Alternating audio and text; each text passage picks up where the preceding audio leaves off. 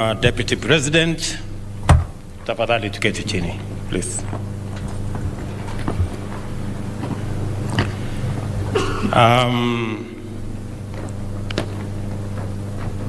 The Deputy President of the Republic of Kenya, the Cabinet Secretary for Interior and National Administration and your peers, the Governor of the great city of Nairobi, the Inspector General of Police and our two Deputy Inspector Generals, senior police officers, the Commandant of this college, family and friends of graduates, and the graduates standing before me. Good afternoon. This is an auspicious day for many people in Kenya. It is memorable for the families and for you graduates who have successfully completed this recruit course. It is also a historic day for Kenya's policing institution and good news for the people of Kenya, whose legitimate demand for better security, more effective and professional, dynamic and modern police services are being answered by your passing out this afternoon. It is also a day of tremendous assurance for the government of Kenya, which recognizes that our rights, freedoms, lives, livelihoods, belongings, and all hope of prosperity are literally in the hands of the policemen and women who continue to bravely take selfless stand and keep the people safe and secure. I therefore join the families and the college community in celebrating the cohort which has successfully completed the course, thereby embarking on a life and career dedicated to the high calling of policing our nation. You have satisfied the college staff and instructors that you are fit to serve in your next assignment and are ready to serve your nation and its people with distinction, honor, and patriotism. You have also demonstrated to the satisfaction of the commandant and the course instructors, as well as the staff of this college, that you have acquired the skills and discipline required to play your role in injecting fresh and modern approaches to the practice of the novel profession of policing. We do not take this milestone for granted, and on behalf of the government and the people of Kenya, I congratulate you on your selfless and fine achievement. I urge you to always take the spirit of flawless coordination, which enables you to display unity of command, discipline, and harmony in executing today's spectacular parade. Your performance on the field before us is symbolic of your promise of excellence in professional service delivery in order to meet the high expectations of citizens that their rights, freedoms, and interests are at all times in safe hands.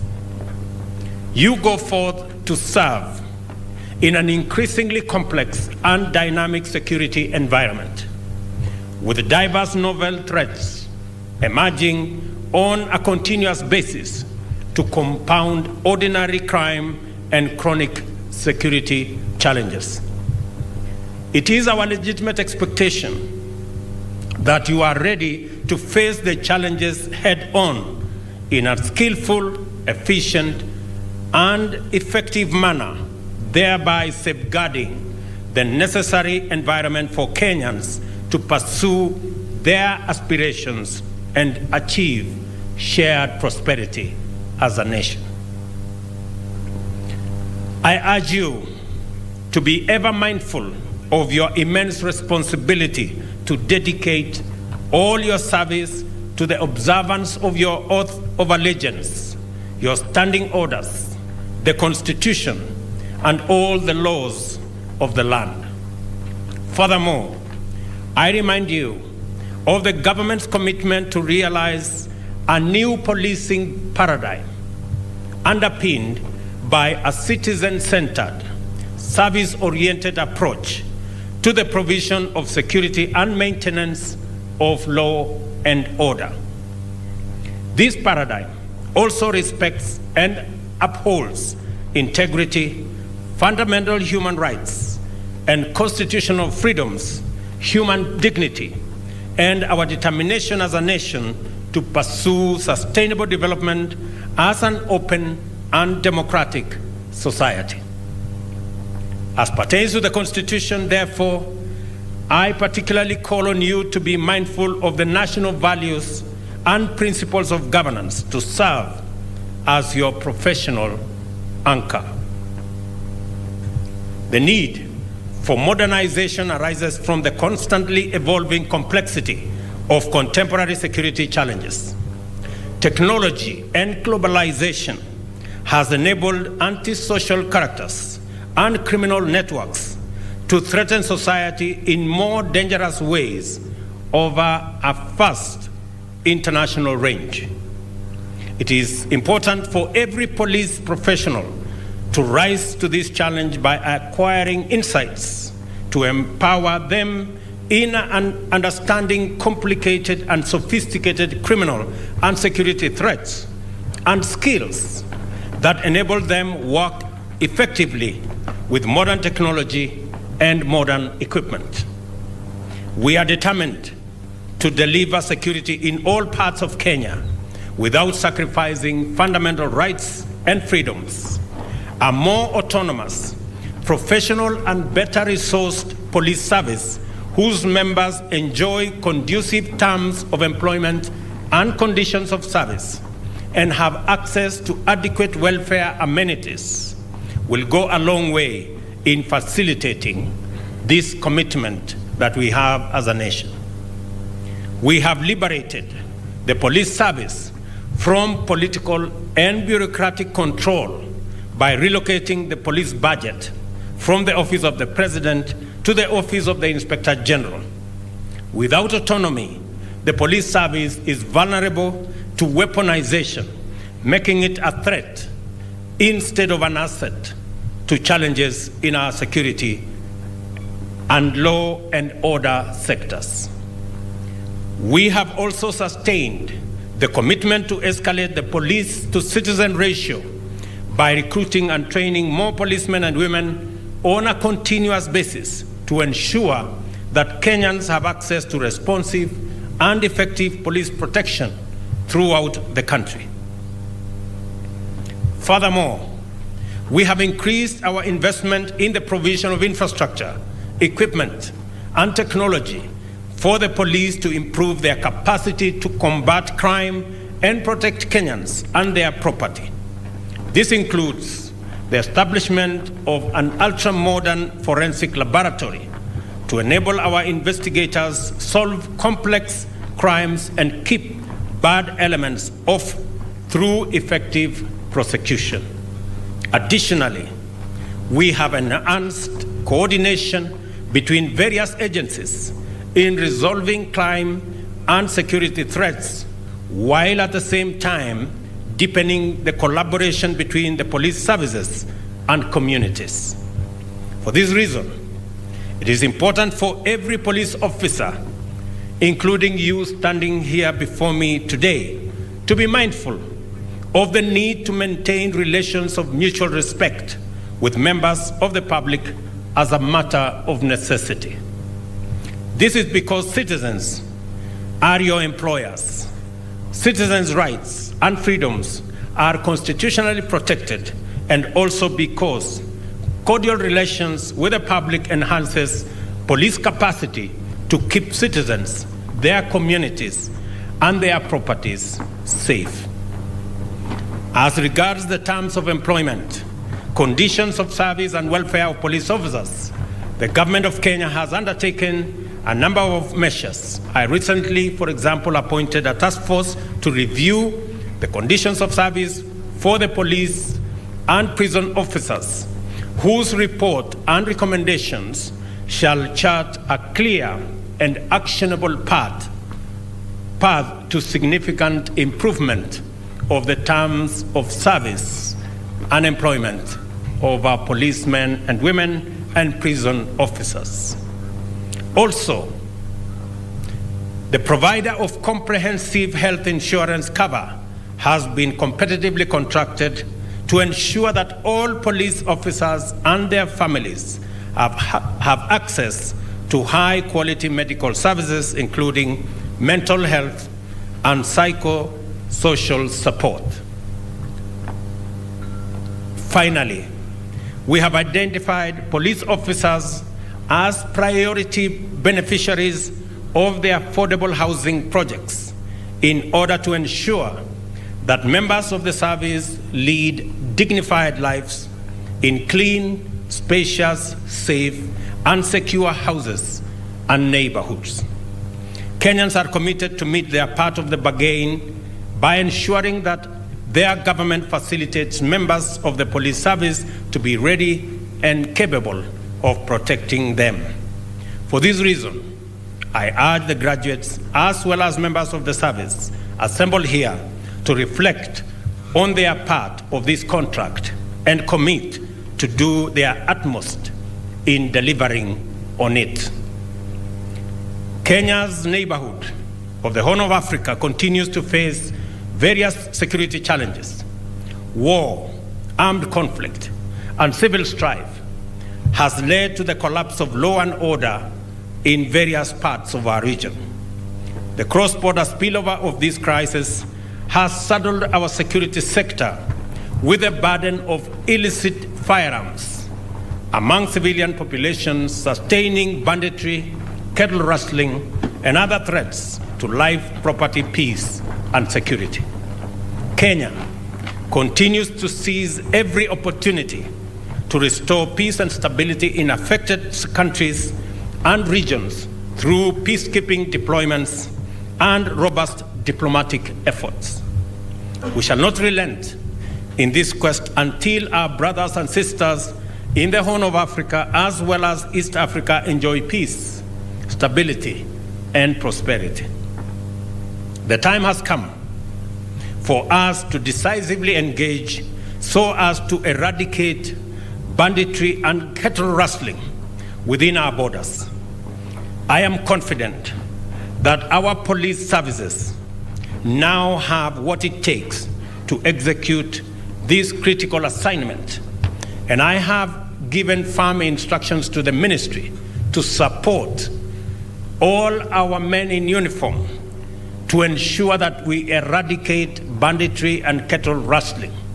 And I want to say without equivocation that this is the administration that will get rid of the menace that has been a challenge to Kenya for many years.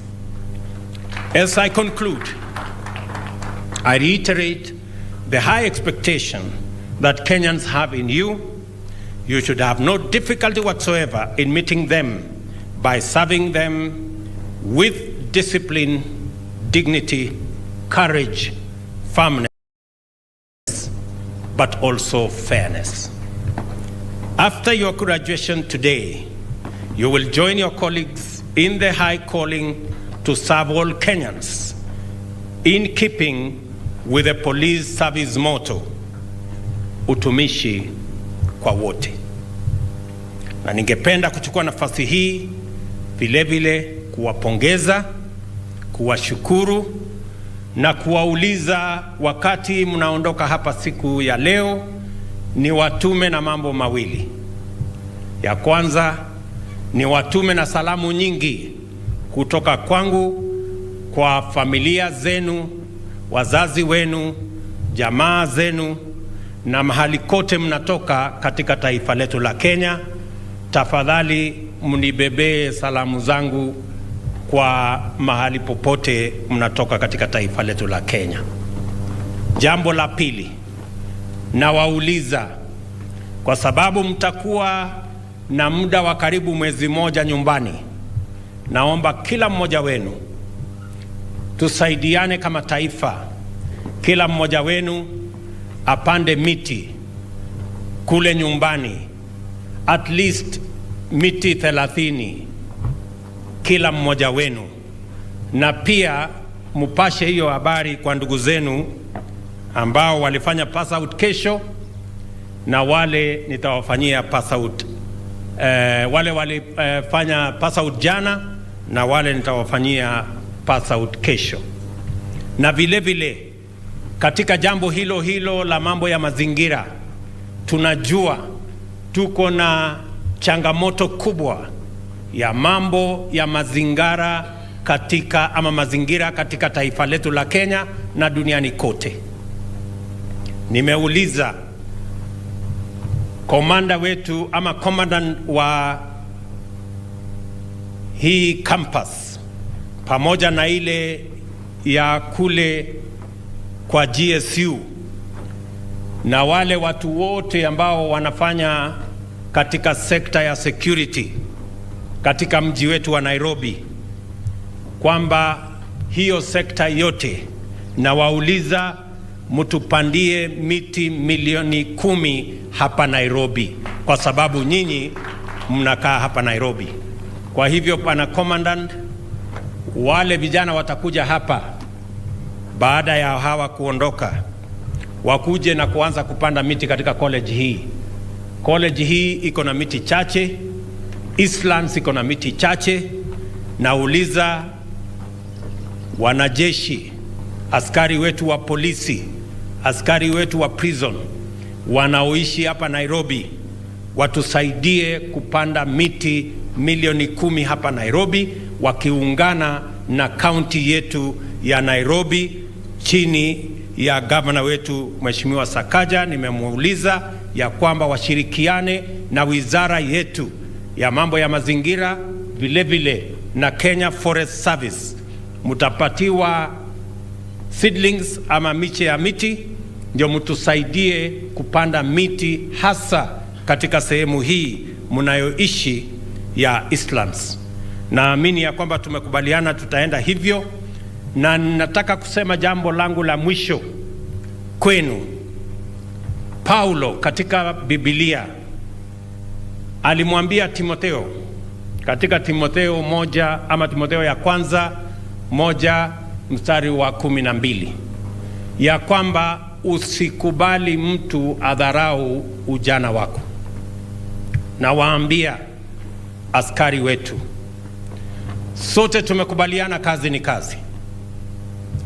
Ile mimi nafanya kama rais, ile wewe utaenda kufanya kama askari, ile inafanyika pale na fundi akitumia nyundo ama akitumia randa, ile inafanywa pale ofisini, na yule anatumia kompyuta, yule anafanya pale katika kiwanda akitumia jerahani. Hiyo yote ni kazi na ni majukumu ambayo kila mmoja wetu inafaa tutekeleze kwa uzalendo, tukijua ya kwamba ni mchango wetu katika kutengeneza Kenya yenye itatufaa sisi wote. Na nawauliza ya kwamba msikubali, na mimi kama kiongozi wa taifa sitaruhusu mtu yeyote kudharau kazi ya mwenzake. Sote tunachangia katika kutengeneza Kenya moja, na hakuna mmoja wetu asiyekuwa na umuhimu. Kila mmoja wetu wako na mchango wake, kila mmoja wetu wako na sehemu yake ya kufanya kazi, na usipofanya ile kazi unafanya, Kenya itakuwa inarudi nyuma. Na waomba kwa unyenyekevu ya kwamba sote tuungane, na kila mmoja wetu afanye sehemu ambaye ako naye ya kazi kwa uadilifu, kwa kujitolea, kwa bidii, ili tuweze kutengeneza taifa ambayo itatufaa sote. With those many remarks, my dear graduates, I pray for you and your families as you embark on serving the nation. May the Almighty God protect you and bless the work of your hands. And may He grant you the wisdom and fortitude to serve with distinction, even when you're faced with challenges and dangerous situations. On behalf of the government of Kenya and the people of Kenya, I wish you success in your service. Mungu awabariki na Mungu abariki taifa letu la Kenya. Asanteni sana.